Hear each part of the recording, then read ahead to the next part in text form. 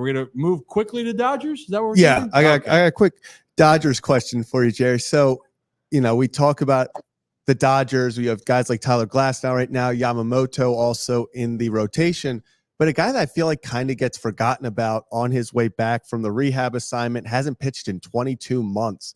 Walker Buehler, I was reading, I believe actually earlier today, that he's kind of in a setback with his rehab. He's not getting the pitch counts that he wants to. He wants to be around the 80, 85. He's struggling to get out of the 60s right now. Took a comebacker off the middle finger to put him out of that game. Where do you think he is on his rehab, and do you think it's going to be a little bit longer before the Dodgers get him back in the rotation? Well, they're going to look at his next start. Now, you mentioned the comebacker he took to the hand. Yeah. It only allowed him to pitch 2 innings that ball game. That really kind of set it back. Now, Walker is tough as nails. Walker is old school. He could have pitched in any era. He did not want to come out of that ball game. But obviously, you can't mess around when you're dealing with your pitching hand. So they took him out of the game. That took a little step back as far as his rehab process. Not that he's banged up or hurt. It's just the pitch count wasn't there. So in his very next start, he working on his pitches. The pitch count wasn't where he would have liked to have had it. And the command wasn't where he would have liked to command it. So they're going to make sure once he gets called up, he's going to hit the ground running. You mentioned 22 months. That's a long time. So you got to figure out he's completely healthy, but there's some rust there. He hasn't been in a competitive situation in a long time. So they want to make sure that once he gets called up, there's no setbacks when he's in the big leagues. So whether it takes another start or 2 or 3, they're going to take their time, because once he gets to the big leagues, guys, and he's ready to roll, Walker Buehler is as tough as nails, as tough as it gets. You mentioned the aces that we have in the staff: Glasnow, Yamamoto, Bobby Miller when he's healthy. Walker Buehler, I trust wholeheartedly in big game situations. He wants to smoke. He wants the ball, whether it's game 163 a couple of years back or in the World Series. He is that dude. I ain't worried about him. Once he's healthy, he'll be fine. Yeah, I feel like he's kind of become, like I said earlier, that forgotten piece to the Dodgers, that if he gets back to that level he was pitching, that rotation, obviously there's been some struggles early from Yamamoto, but the sheer talent of that rotation can take them to a World Series, not even starting to talk about the lineup and all the stars there. Absolutely. We haven't even talked about Clayton Kershaw, who literally pitched without a shoulder in last year's playoffs. As stubborn as it gets, he shouldn't have taken the mound. He said he's fine. Obviously, after the season, he needed a shoulder surgery.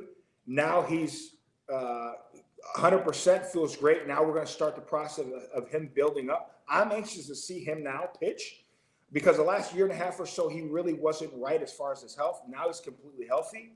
I'm excited to see him pitch sometime late July, early August. He reminds me of a lot of a number 8 behind me as far as stubbornness. Doesn't want to tell anybody he's injured. Everybody thought, oh, Cal Ripken played all those games. He was never injured or he was never hurt. That's a lie.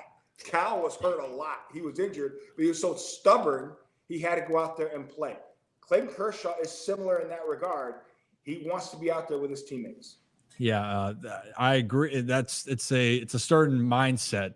And I will say my dad has that on and off the field. Stubborn still as always, Jerry. Don't you worry about that. Good guy, stubborn as hell, and very competitive. Shocker there, right? But I think Kevin had a follow-up question, because we're talking about injuries with pitchers coming back. But in the Orioles, they're worrying about things with Kyle Bradish specifically and John Means, but specifically Kyle Bradish. But Kevin, you want to go ahead and ask that question?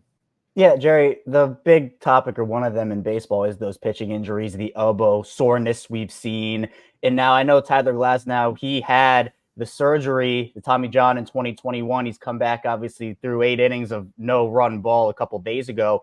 What have you seen from him in particular? And as a follow-up to that, what is your opinion on essentially the pitching epidemic baseball is going through? And what do you think the major leagues and even down to the youth level, what do you think baseball can do to fix it?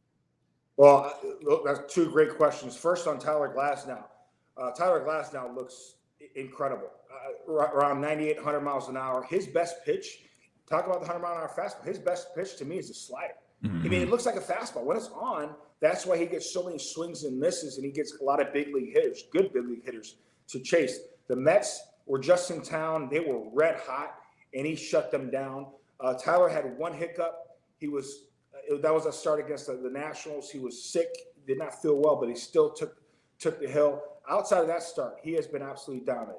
To answer your second question, I lean, as a guy that never pitched, I lean on guys that have pitched in the big leagues for a variety of years, have seen the last 30 or 40 years of how pitchers have not only developed, but how they performed and how they're being used the last 6, 8, 10 years.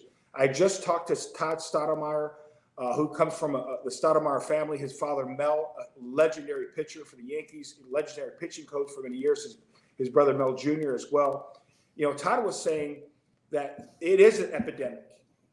They're redlining guys. I talked to Oral Hershiser, Dontrelle Willis too. They're getting guys early in spring training, and they want them to pitch max effort. This is throughout all Major League Baseball. They want you to go as hard as you can go for as long as you can go, whether that's 4 innings, 5 innings, 6 innings, and then we're going to get somebody else who comes in out of the bullpen, max effort for an inning or two. That's everywhere in the big leagues. When I played, and that wasn't that too long ago, I played against, I faced Roger Clemens, Curt Schilling, Pedro Martinez. Pedro Martinez, I thought, doesn't get enough credit for being masterful as far as knowing how to pitch. Yes, he threw 96 to 97, 98, which in today's guns will be 100, 101.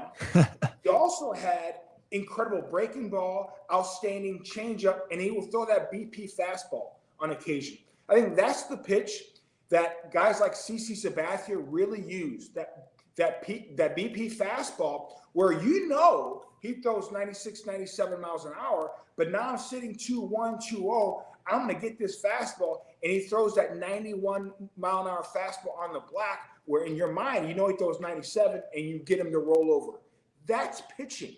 It was a fastball. It wasn't a changeup. I saw the fastball, but you're able to kind of pull back on the throttle a little bit. That's no longer the case now in the big leagues. So I think that's what's going on. So the answer to that, I listened to Justin Verlander, Mark Scherzer.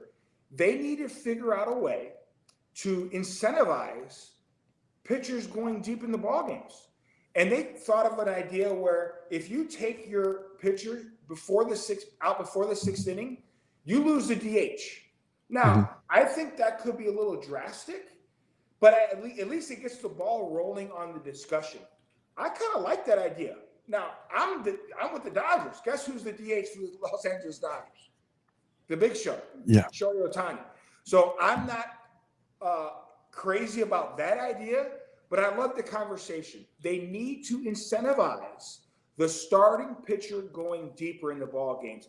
That will make and force the organizations to develop pitchers, not throwers, and they're not max effort all the time. I think something needs to be done because we're seeing far too many injuries. I agree with that. And we could even, honestly, we can go down a rabbit hole about this for the longest time because it is something, you're right. One thing when people compare, well, back in the days, they didn't throw as hard, which again, that's whatever people's opinions. Yes. Average velocity is higher, but I'll tell you what, guys learn how to pitch, guys learn how to go deep in games. We don't see that. And there's a reason for it, but it doesn't mean it can't come back nowadays. So I appreciate that, Jerry.